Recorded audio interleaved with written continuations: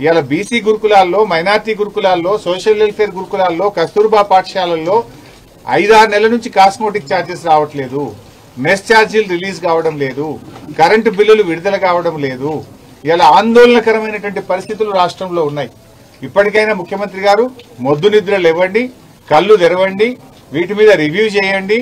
దయచేసి పిల్లలకు మంచి భోజనం అందే విధంగా, మంచి విద్య అందే విధంగా, బట్టలు అందే విధంగా, పెండింగ్ బిల్లులు క్లియర్ చేసే విధంగా తక్షణమే చర్యలు తీసుకోవాలని చెప్పి ఈ రోజు మేము డిమాండ్ చేస్తా ఉన్నాం. ఇదేం పద్ధతి నాకు అర్థం కాదు. సన్న బియ్యం అన్నారు, సన్న బియ్యం కాదు కదా. పిల్లలు ఏ క్లాస్ లో పోయి అడిగినా పురుగులు వస్తున్నాయి సార్, మేము అన్నం తినలేకపోతున్నామని పిల్లలు బాధపడతా ఉన్నారు. రివ్యూ చేయండి, మంచి నాణ్యమైన బియ్యం ఇవ్వండి, కడుపు నిండా భోజనం పెట్టాలని. దయచేసి పాలమాకుల ఈ కస్తూర్బా పాఠశాల మీద తక్షణమే ప్రభుత్వం స్పందించి చర్యలు తీసుకోవాలని. ఉపాధ్యాయులను బదిలీ చేయకపోతే పిల్లలు భయపడతా ఉన్నారు. మేము మా ఫోన్ నంబర్లు కూడా ఇచ్చాం, సవితక్క నంబర్ కూడా ఇచ్చాం. ఆడపిల్లలు పాపం వాళ్ళు 10th క్లాస్ స్టూడెంట్స్ కూడా విపరీతంగా కొడుతున్నారట, తల్లిదండ్రులకు చెప్పొద్దని కూడా బెదిరిస్తున్నారట. ఇది మంచి పద్ధతి కాదు, మార్చుకోవాలని. ప్రభుత్వం రివ్యూ చేయకపోవడం వల్ల, కలెక్టర్లు పట్టించుకోకపోవడం వల్ల ఈ రకమైన పరిస్థితి వచ్చింది. రాష్ట్ర వ్యాప్తంగా తక్షణమే రివ్యూ చేసి అన్ని హాస్టళ్లలో ఉండే సమస్యలు పరిష్కరించాలని, కడుపు నిండా పిల్లలకు భోజనం పెట్టాలని చెప్పి మేము కోరుతా ఉన్నాం. అసెంబ్లీలో ఈ విషయాన్ని ప్రస్తావిస్తాం. తప్పకుండా లాస్ట్ టైమే సబితక్క మాట్లాడింది విద్య మీద. మొన్న బడ్జెట్ పాస్ అయ్యేటప్పుడు సబితక్క ప్రశ్నలు వేస్తే ఒక్క ప్రశ్నకు సమాధానం చెప్పకుండా దాటవేసి కనీసం ప్రశ్నకు కూడా అసెంబ్లీలో సమాధానం చెప్పలేదు. అంటే మొద్దు నిద్రపోతుంది ఈ ప్రభుత్వం. అసలు ఈ ప్రభుత్వానికి చీమ కుట్టినట్లేదు. సిగ్గుపడాలి రేవంత్ రెడ్డి. ఆడపిల్లలు 2 కిలోమీటర్లు నడిచి జాతీయ రహదారి మీద ధర్నా చేస్తే ఈ ప్రభుత్వం నుంచి ఇప్పటిదాకా స్పందన లేదు. సిగ్గుపడాలి మీరు.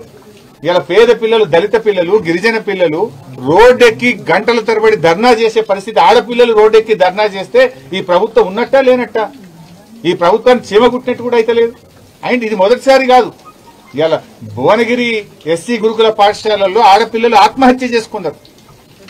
అక్కడ చెప్పలేని నోట్తో అలాంటి సంఘటనలు జరిగితే ఆడపిల్లలు ఆత్మహత్య చేసుకున్నారు భువనగిరి దళిత గురుకుల పాఠశాలల్లో. ఒకవైపు ఆత్మహత్యలు చేసుకునే పరిస్థితి. దాదాపు 38 మంది గురుకుల పాఠశాల పిల్లలు చనిపోయినా ఈ ప్రభుత్వం స్పందించని పరిస్థితి. ఇక మాటలేమో కోటలు దాటుతాయి, చేతల్లో చూస్తే ఎవరు చదువుతారు ఈ గురుకులాల్లో? పేద పిల్లలు చదువుతారు. పాప మా తల్లులు వచ్చి ఇక్కడ మాట్లాడుతున్నారు. మేము పేదోళ్ళం కనుకనే మేము ఈ ప్రభుత్వం మీద నమ్మకం కొద్దీ పాఠశాలల్లో జాయిన్ చేసినాం. కానీ ఇక్కడ చూస్తే పరిస్థితి చాలా బాధాకరంగా ఉందని ఆ పిల్లల తల్లిదండ్రులు కూడా కళ్ళలో నీళ్లు పెట్టుకొని చెప్పే పరిస్థితి ఉన్నది. అసలు ఈ ప్రభుత్వం ఏం చేస్తున్నట్టు నాకు అర్థం కాదు. విద్యాశాఖ ముఖ్యమంత్రి దగ్గరనే ఉంది, సోషల్ వెల్ఫేర్ కూడా ఇవాళ ముఖ్యమంత్రి దగ్గరనే ఉంది.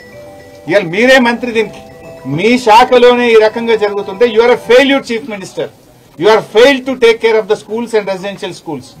నువ్వు పూర్తిగా విఫలమైపోయినావు. నువ్వు మాటలు కాదు, యాక్షన్స్ కావాలి. పిల్లల గురించి ఆలోచన చేయి. ఎంతసేపు ప్రతిపక్ష ఎమ్మెల్యేలు ఎట్లా గుంజుకుందాం, ప్రతిపక్షాల గొంతు ఎట్లా నొక్కుదాం, ప్రతిపక్షాలను ఎట్లా ఇబ్బంది పెడదామని ఆలోచన చేస్తున్నావు. పాలన వదిలిపెట్టినావు, నేల విడిచి సాము చేస్తున్నావు. నువ్వు చేయాల్సిన పని గా పిల్లలకు కడుపు నిండి అన్నం పెట్టు, పిల్లలకు చక్కగా చదువు చెప్పే పని చేయి. నువ్వు ఆ పని చేత కాదు. మాట్లాడిన వాళ్ళ మీద కక్ష సాధింపుడు, అక్రమంగా పోలీస్ కేసులు పెట్టుడు, మమ్మల్ని ఇబ్బంది పెట్టే పని చేస్తున్నావు. పాలన గాలికి వదిలేసినావు. నువ్వు ఆ పిల్లల్ని చూసైనా కనీసం కళ్ళు తెరువు. ఇప్పటికైనా సోయి తెచ్చుకొని రాష్ట్ర వ్యాప్తంగా ఉండే గురుకులాలన్నింటినీ పైన తక్షణమే చర్యలు తీసుకోవాలని చెప్పి మేము డిమాండ్ చేస్తున్నాం. సార్ ఒక్క నిమిషం సార్, నేను 3 నెలలు